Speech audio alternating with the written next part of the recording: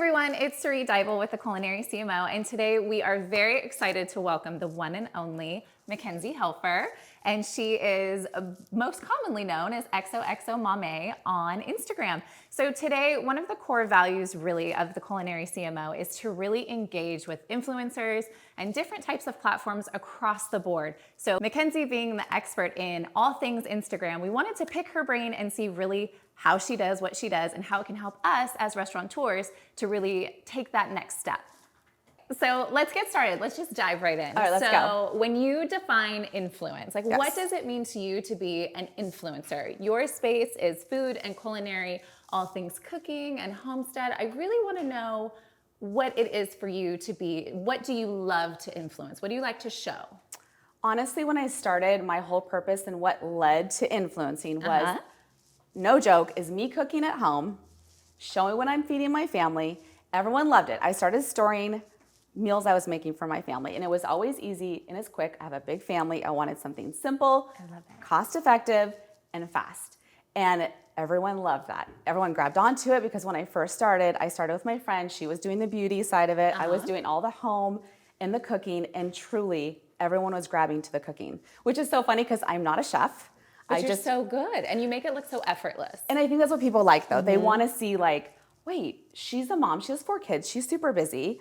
Yeah. And she's cooking, like, a pretty decent meal. It looks pretty good. So that's kind of how it started, and that's what I perceive myself as, just a mom, a busy mom, cooking easy meals that are quick, that everyone can do when they're driving to sports or they're trying to get their kids shuffled out the door. Full schedule. So that's how it started. That's how it started. I love it. The very beginning. That's the beginning. I love it.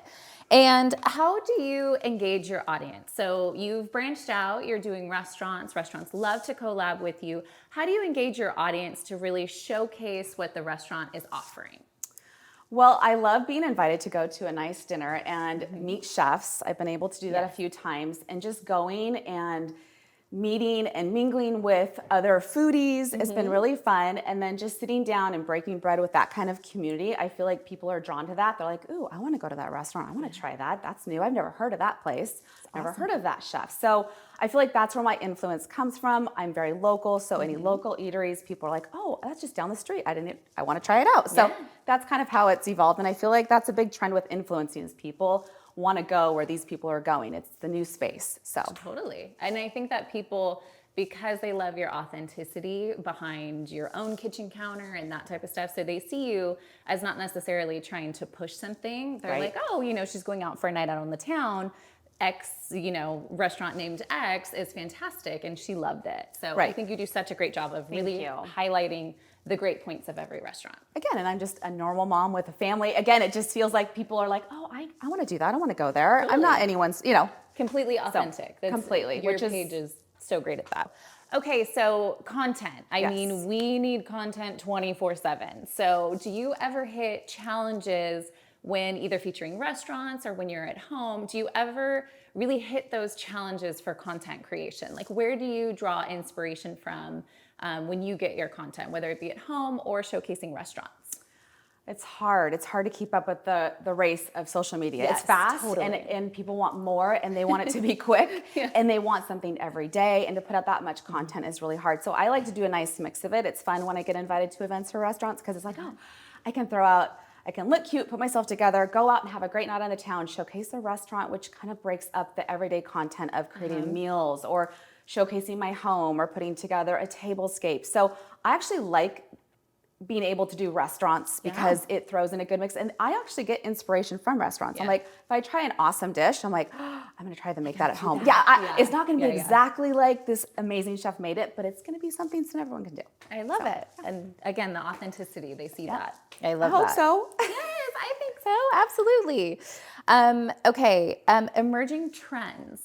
So emerging trends with food, there's always within the restaurant, and then what, people at home can make. So is there any trends that you see that are forthcoming, or is there a trend where people are, maybe able to do more intricate recipes, or they are able to do things that kind of you just are starting to see all the time? Is there any trends you see? Well, I feel like the trend has always been there, but it's getting bigger and bigger, is people want, again, they want easy. Yes, totally. They want 5 ingredients. Yeah.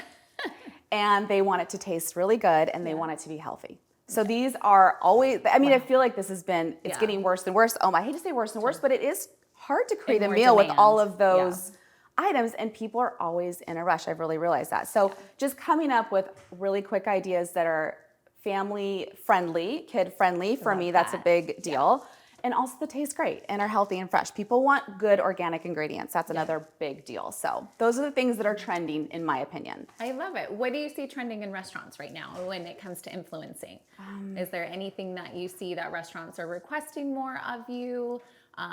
Do you see any plates that are coming up more and more? But as far as restaurants or restaurant service even, do you see anything in that space?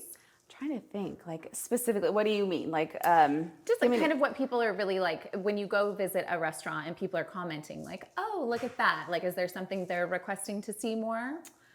Not usually. I mean, people always love an amazing cocktail. Always love an amazing cocktail. And of course, service is key. People love great service. They love friendly service. You know, good price points. I mean, obviously it depends on the restaurant you're showcasing. Obviously, if they're a higher end restaurant, you're not going to be able to provide that because their food quality is obviously so much bigger. But I get that. But I mean, people just want a great atmosphere too. People are looking for a fun atmosphere. I feel especially locally in Orange County, people want that vibe of fun, kind of like good music sometimes in the background. They love it, you know. But yeah, always a fun cocktail. Signature cocktails are fun. I love those. So. That's just what I see. Cocktails are key. We know that in restaurants. Cocktails are key. I'm a fan. Specials too. People love a good special. Like wine specials. I feel like when people do, restaurants do Monday, like where wine is half off, I feel like that's a big deal too. People love that. Definitely. And you are the queen of holidays. So where do you get your inspiration? This year, I think you had Halloween September 1st. I did. But that July. was Let's go back. It's so July. did you start your content in July? Because that's a really big thing. Restaurants are constantly doing things on the fly or ad hoc. So as restaurateurs and in the Culinary CMO, we're constantly, you know, control 90% because you're going to have 10% ad hoc. So that's one thing. Like holidays, she started in July. For, you know, and that's hard for us to do. But tell us more about that process. Like, do you have a calendar? Do you go by just instinct? I mean, obviously we know the 12 months, but you know, what's the holiday plan for you? Well, for me, holidays are big. So I actually have to plan it ahead of time. And by that, I mean, especially this year, since I've grown quite a bit on Instagram, is like 2 months in advance. And holidays, the truth is, and people get frustrated on Instagram. They're like, why are you doing Halloween in August? They're like, because I want to. But honestly, you can't get some of the stuff. If you tag things and products and availability, like a lot of the things that you want to get are sold out by September 1st. And that is why I feel like a lot of influencers put it out so early, is because you can't get a lot of the things. I actually had no idea. Oh no, it's pretty, it's sad. It's sad. Everything's sold out. Like I had this viral thing that went out, this caprese salad, and they need these molds to do it, and nobody can find the molds. They're gone. And someone laughed and said, "You did your job." Yeah, they sold out. They sold out, but it's true. So that's why people push out content. So like right now, it's going to be Christmas. I'm posting my last Halloween reel now, and then so sad. It's I know good. I like Halloween. I know, but now it's like Thanksgiving, and then we're doing Christmas, and we'll all do it in November. That's exciting. So it's important. You got to get it out. You got to get it out fast. So restaurateurs, we have to take note. Like 60 days ahead of time, at least. Point taken.